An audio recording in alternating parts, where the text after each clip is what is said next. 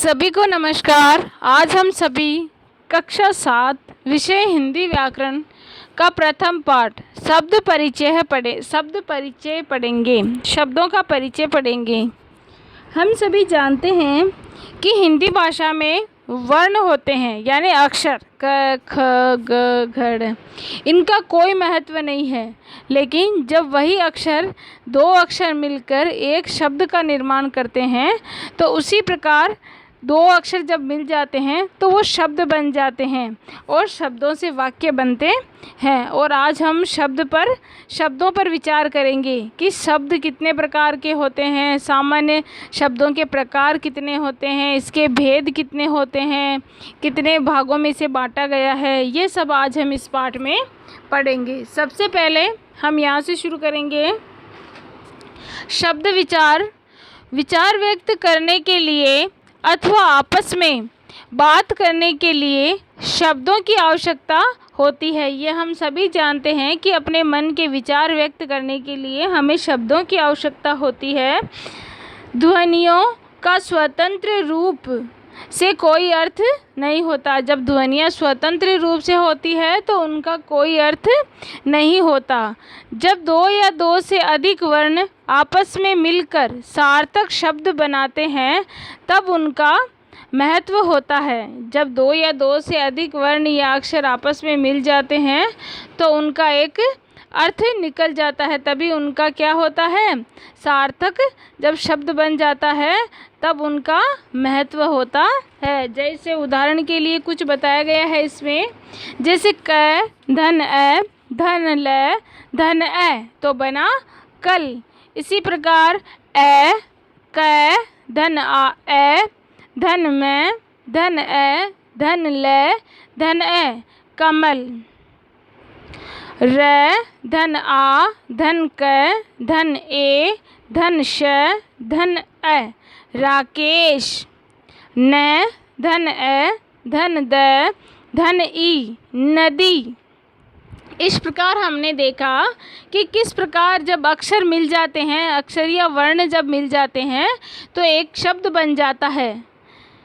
उपर्युक्त शब्द स्वर एवं व्यंजन वर्णों के मेल से बने हैं। ये शब्द स्वतंत्र रूप से अपना अपना अर्थ रखते हैं। यही शब्द जब वाक्य में प्रयुक्त होते हैं तो वे पद कहलाते हैं। सामान्य रूप से शब्द दो प्रकार के होते हैं, सार्थक और निरर्थक। सार्थक शब्द जिन शब्दों का कुछ निश्चित अर्थ होता है वे सार्थक शब्द कहलाते हैं। क्या कहा है कि जिन शब्दों का कुछ निश्चित अर्थ होता है वे सार्थक शब्द कहलाते हैं। क्या कहलाते हैं? सार्थक शब्द कहलाते हैं। जैसे नदी, लड़का आदि। भाषा के अंतर्गत सार्थक शब्दों का ही अध्ययन किया जाता है। भाषा के अंतर्गत सार्थक शब्दों का ही अध्ययन किया जाता है। निरर्थक जिन शब्दों का कोई निश्चित अर्थ नहीं होता वे निरर्थक शब्द कहलाते हैं। जिन शब्दों का कोई निश्चित अर्थ नहीं होता वे निरर्थक शब्द कहलाते हैं।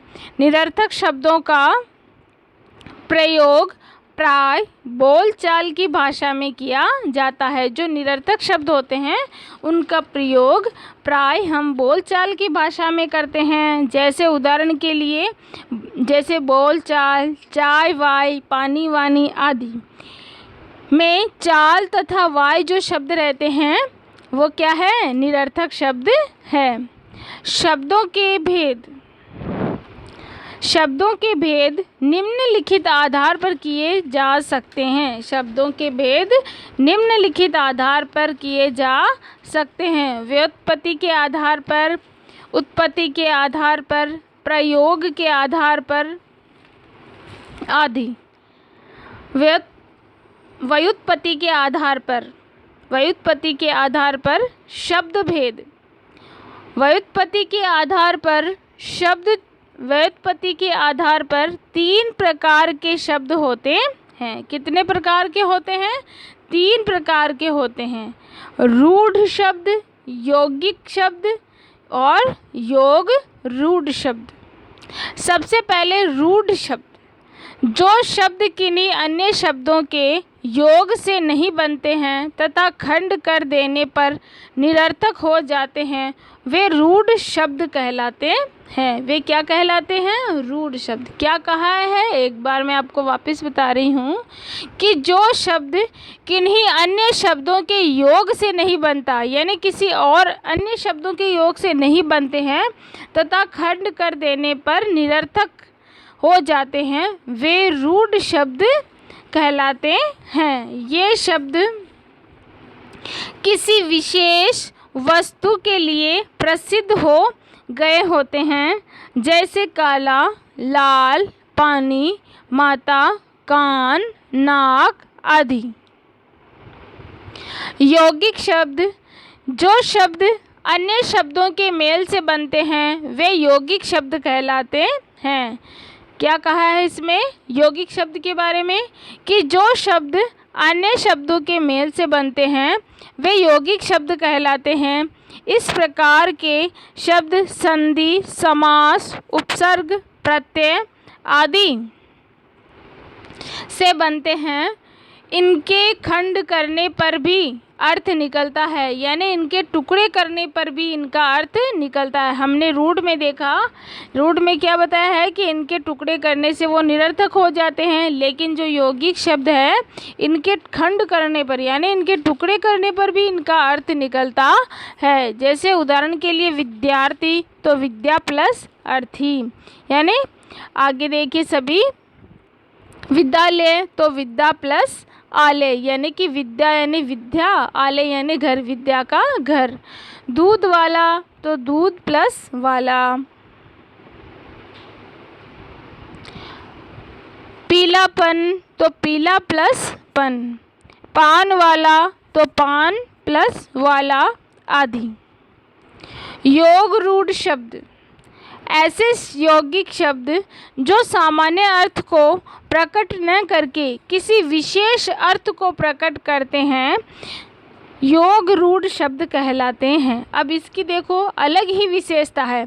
जो योग रूढ़ जो शब्द आया है उसकी अलग ही विशेषता है कि ऐसे यौगिक शब्द जो सामान्य अर्थ को प्रकट न करके किसी विशेष अर्थ को प्रकट करते हैं, योग रूढ़ शब्द कहलाते हैं। क्या कहलाते हैं?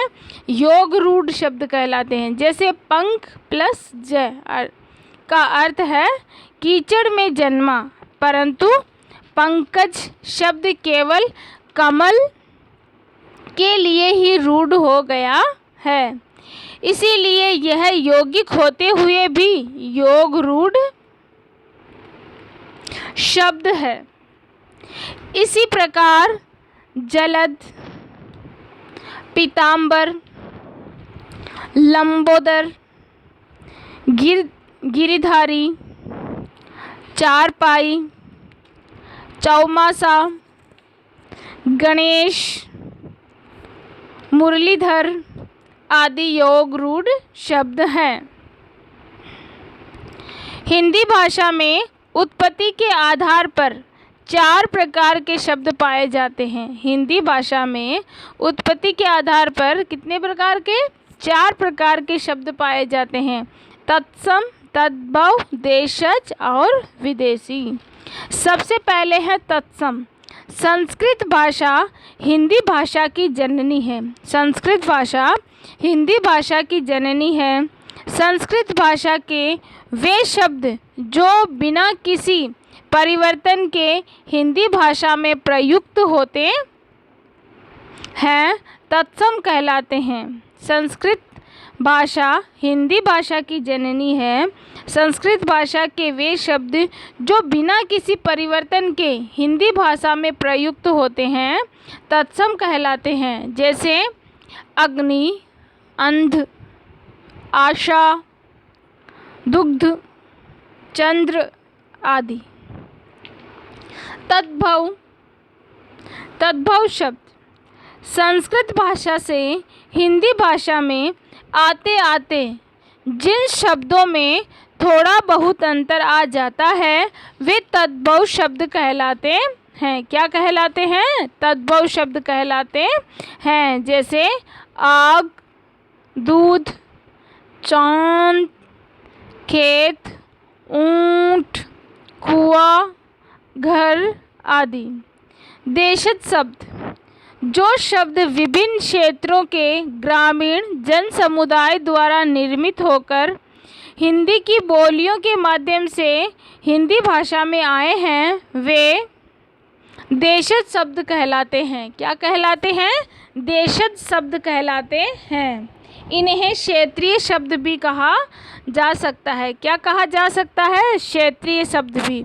जैसे गाड़ी, लोटा, बेटा, जूता, ढेर, खुरपा, आंगन, रोटी, डोर आदि। विदेशी शब्द, जो शब्द विदेशी भाषाओं अंग्रेजी, अरबी, फारसी, तुर्की, चीनी, पुर्तगाली आदि से हिंदी भाषा में आ गए हैं तथा हिंदी भाषा ने थोड़े बहुत परिवर्तन के साथ जिन्हें अपना लिया है, वे विदेशी शब्द कहलाते हैं। जैसे मेज, कुर्सी, स्टेशन, तोप, तौलिया, चाकू, लाश, कुली, बेगम, ताश, हुक्म, हिस्सा, कोट, पैंट आदि। वाक्यों में प्रयोग के आधार पर दो प्रकार के शब्द होते हैं। क्या कहा गया है कि वाक्य में प्रयोग के आधार पर दो प्रकार के शब्द होते हैं, विकारी और अविकारी। कौन कौन से होते हैं? विकारी और अविकारी। विकारी शब्द, जिन शब्दों में लिंग, वचन, कारक, काल आदि के कारण परिवर्तन आ जाता है, वे विकारी शब्द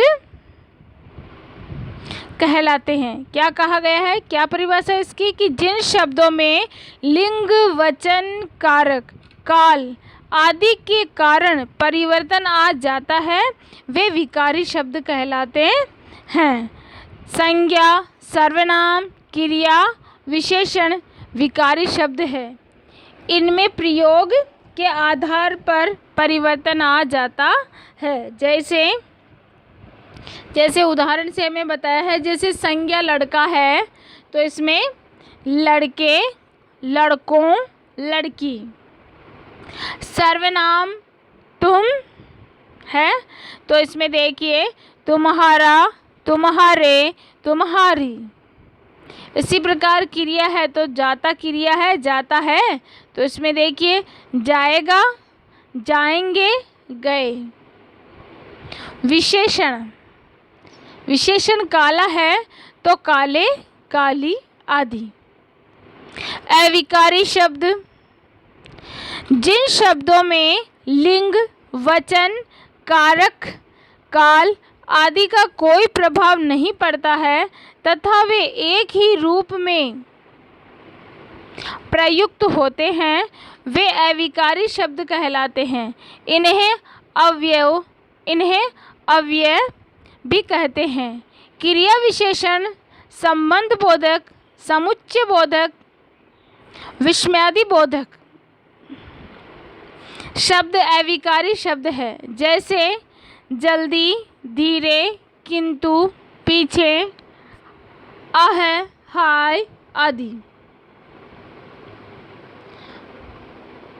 तत्सम, तद्भव शब्द, इसमें तत्सम और तद्भव शब्द बताए गए हैं। तत्सम और तद्भव शब्द बताए गए हैं। जैसे तत्सम शब्द है अग्नि तो इसका तद्भव बन गया आग। इसी प्रकार अन्यत्र तो अंत बन गया, अनंत बन गया। अमृत है तो अमृत बन गया। कुकुर है तो कुत्ता बन गया। अंगुष्ठ है तो अंगूठा बन गया। कुष्ठ है तो कोढ़ बन गया। आमलक है तो आंवला बन गया। कूप कुआं, अश्रु आंसू, गात्र गात, ग्रंथि गांठ, गुहा गुफा, उज्ज्वल उजला, उल्लुक उल्लू, गंभीर गहरा, गोपालक ग्वाला, कंकण कंगन, घटिका घड़ी, कर्पूर कपूर, चंद्र चांद, कर्ण कान, चित्रकार चितेरा, दंड डंडा, दीप दिया, वंशी बांसुरी, वाष्प भाप, दक्षिण दाहिना, भ्रमर भौरा, भाद्रपद भादव, धान्य धान, मक्षिका मक्खी, नग्न नंगा। आगे देखिए, इसी प्रकार ये बताए गए हैं अट्टालिका अटारी, अमूल्य अमोल, अक्षत अक्षत अछत, अर्क अरक, कदली केला, अक्षी आँख, आम्र आम, अद्य आज, गर्त गड्ढा, आलस्य आलस, गृध्र गिर्द, उत्साह उत्साह, उपालंभ उल्हाना, ग्रहण ग्रहण, कज्जल काजल, ओष्ठ होठ, घंटिका घंटी, कुपुत्र कपूत, घृत घी, कार्य काज, चंद्रिका चांदनी, कृषक किसान, बधिर बहरा, बंध्या बांझ, बंध्या का क्या होगा? बांझ, व्याघ्र बाघ, भक्त भगत, भिक्षा भीख, सूत्र सूत, धरित्री धरती, मृत्तिका मिट्टी, धूम्र धुआं, मित्र मीत। इसी प्रकार ये सारे शब्द हैं जो हमने ऊपर पढ़े, उन्हीं के अनुसार हम इनको देखेंगे। ये सभी को याद करने हैं सारे शब्द, जैसे हमने ऊपर पढ़े वैसे के वैसे ही ये सारे शब्द हैं, तो सभी को ये पढ़ के याद करने हैं। आगे सभी देखिए देशज शब्द। अब देशज शब्द कौन कौन से होते हैं? लुटियाँ, चुटियाँ, खटिया, लोहा, उटपटांग, सरपट, खर्राटा, चाट, चुटकी, लौकी, ठठेरा, पटाखा, फटफटिया, खुरपी, खुसुर पुसुर, खुसुर पुसुर, कें टाई टाई, चूं चूं, बक बक, गड़बड़, हलवा, छटपटाना, धक्का, सटकना, ऊंधियाना, जमुहाना, मेल जोल, रोटी शोटी, पानी वानी, बठिया, बछिया, गोल मटोल, गदेला, टाबरा, कटोरा, थाली, जूता, खिड़की, डिबिया, पेट, कलाई, भोंदू, चाचा, भैया, बदरिया, पोपला, गोल, चिकना, ताला, लुंगी, कपास, कौड़ी, तंबाकू, केला, बाजरा, भिंडी, सरसों, भूसा, छप्पर आदि। इसी प्रकार देखिए विदेशी शब्द अरबी। अरबी जो शब्द है वो देखिए सभी ईमान, मशाल, अल्लाह है, शेख, सुल्तान, इरादा, इशारा, तहसील, हलवाई, नकद, किताब, अजब, अक्ल, असार, कत्ल, जिक्र, तमाम, ताज, तादाद, तूती, मौका, मौलवी, बहस, लगान, वालिद, दुकान, तरफ, हवालात, हाजिर, दवाखाना, बाकी आदि। तुर्की शब्द देखिए सभी चाकू, काबू, कुली, चेचक, चम्मच, कैंची, तोप, बहादुर, लाश, कालीन, कुर्की, खान, चुगल, चकमक, तलाश, दरोगा, बावर्ची, बेगम, बुलबुल, सुराग, सौगात, मशालची आदि। इसी प्रकार फारसी शब्द है आईना, अमरूद, आमदनी,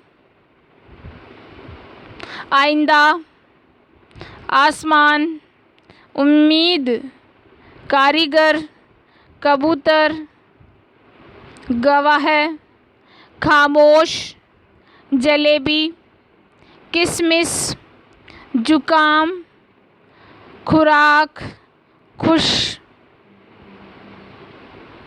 दर्जी, गर्द, दवा, दीवार, गुलाब, कमान, चादर, तेग, तेज, सूद, शाह, चौकीदार, चिराग, गिरफ्तार, देहात, दिल, जान, दिमाग, मुर्गा, पैजामा, पर्दा, मुर्दा, मादा, सितारा,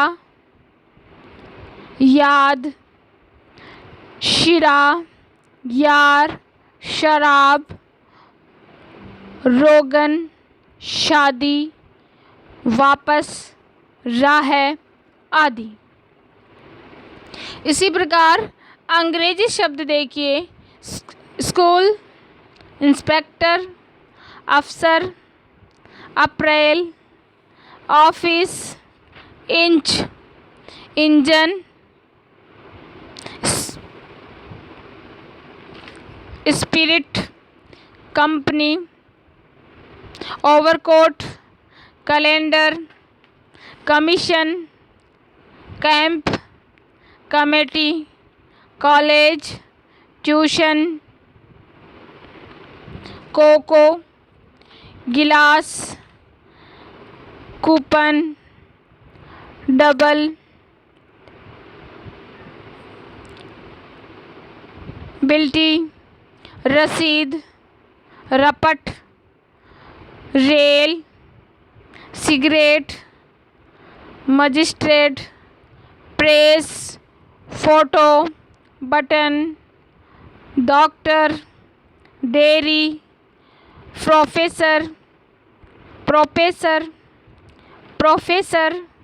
ट्रक, चेयर, चिमनी, ड्रामा आदि। इनके प्रश्न उत्तर देखेंगे सभी। अब बहुविकल्पीय प्रश्न देखेंगे। सबसे पहले हम इनके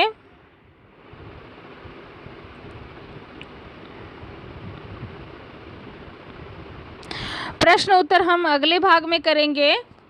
धन्यवाद।